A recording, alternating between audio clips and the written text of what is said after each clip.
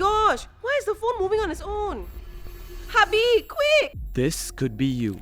Plus, if you have a habit of saving your username and passwords on a note app on your device, you could be doubly vulnerable to malware scams. Here's how it happens. You come across an ad on social media for seafood, mantou, beer, mooncakes, or cleaning services.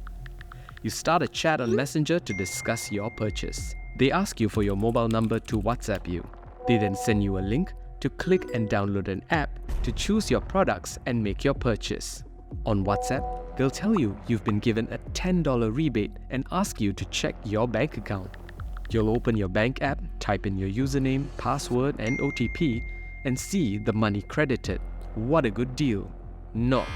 Here's where the trouble starts. The app you downloaded contains malware, giving the scammer remote access to view and control your device. By asking you to access your bank app, they were able to record your username and password.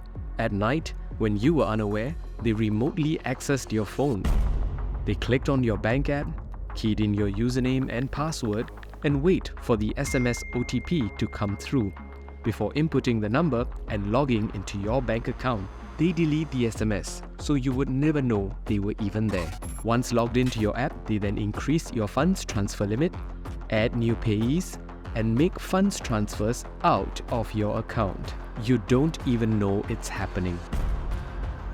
That's how a malware scammer steals your money. A strong security feature blocks scammers from accessing your bank account when you have a malicious app on your phone. But it is important to stay vigilant. Don't download apps from unknown sources and strangers. Only download apps from the official app stores. This way, you won't give malware scammers access to your phone and to your bank account.